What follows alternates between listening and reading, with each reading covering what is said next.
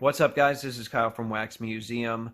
I've got what I think is a pretty fun and relevant topic for you today, talking about cards of traded players since Thursday is the trade deadline. And in fact, my Pacers have already made two significant trades this week, which is not like them at all. So I have a lot of people ask me, and really even before this week, people said, what do you do with cards of players that are traded? The first thing that I want to say, though, is it all depends on context. Like, I am a team collector over a player collector, so that kind of shapes my perspective. There aren't specific rules for what you need to do, and really, even if there were, like, do what you want to do. They're your cards.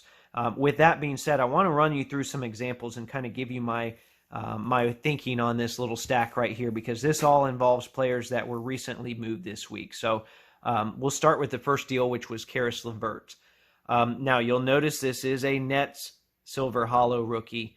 I typically don't like to buy current Pacers players in other uniforms. I will make exceptions here and there, but at the end of the day, I usually end up, by the time they leave, I want to get rid of them as well. So this was one that I had prior to Caris coming to the Pacers, but I excitedly moved it from my card show inventory to my inventory. And now, eventually I'll get some more Pacers cards of Caris. I'm sure there are more that are going to come out before everything gets corrected. This does not appeal to me anymore. So I'm hoping that this has some value. Now, if it's only worth a couple bucks, I'm going to keep it. But if it has a little bit of value, then I am planning on moving it, adding it to that show inventory, and obviously using those funds towards other Pacers. Now, I do have this Pacers card here, which, yeah, he's pictured as a net. I've showed this one off on the channel before. Real nice gold optic. But I collect optic golds. So this is an optic gold Pacer, so that's not going anywhere, even though Caris LeVert is gone somewhere. So same thing with the next guy that was traded. This is Jeremy Lamb. So this card's not going anywhere. And then I also collect, well, I say I collect, but I don't have a lot of them. This is really my only one. This was gifted to me by a viewer named Cam. I really like this card. I really like this parallel. It's kind of my sample card because it's the only one I have, so I'm definitely keeping that as well.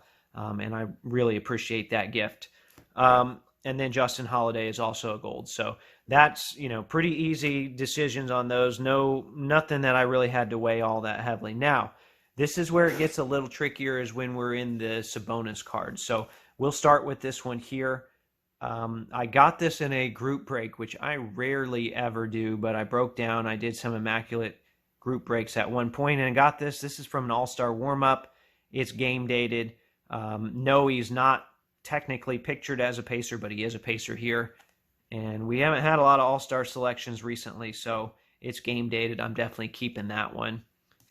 This is another one I got in that break, and quite frankly, I've been kind of torn on what to do with it because it wasn't worth a whole lot to where I'd move it. I think it might actually be my only Sabonis auto. So I might still try to upgrade to get an on-card Sabonis auto at some point, but this one really bothers me because of how crooked this sticker is. So if it's got any value to it, it's a pretty easy move. And then hopefully I'm going to try and at least get a sticker that looks better with a Pacers uniform, or hopefully an on-card one, but I'm going to put that in the move pile because I think I'm getting rid of it. Okay, these are tricky as well because these were gifts from my friend Jason. And Jason and I are pretty good hobby friends. And I don't like to give gifts away. I think it's kind of awkward. But in a case like this, I reached out to him and I'm like, look, you gave me these cards. I really appreciated it at the time.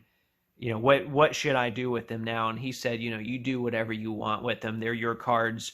No hard feelings. So if it's a close friend like that, I will have that conversation typically. And yes, they are my cards to do what I want with them, but I like to let the other person know, hey, I still appreciate what you did. It's just, I'm purging some Sabonis stuff. And when he sent these to me, they actually, this was pre-spike, and then they kind of went up in value. So, but I will be moving these because, especially with the Oklahoma City uniform, they just don't mean much to me. Not as much to me, I should say. The gift itself does, the cards don't. But I've received other cards from him as a gift, so I still have those as gifts from him. This one here, this is a Pacers letter. I was very intentional when I bought this. I collect Pacers letter. That's an easy decision. That one's staying in the collection. as is this one here, which is a number patch. So, I've learned some hard lessons in the past. Like I moved, and maybe I'll find a picture that I can put up here. I moved a Ron Artest 1/1 when he asked to be traded way back in the day. I mean, this was like 2006. And really wish I had it back. I have not seen it since then. Maybe I'll throw up a picture if I can find one. I've since reacquired some Ron Artest stuff, so I regretted that. Paul George, same thing.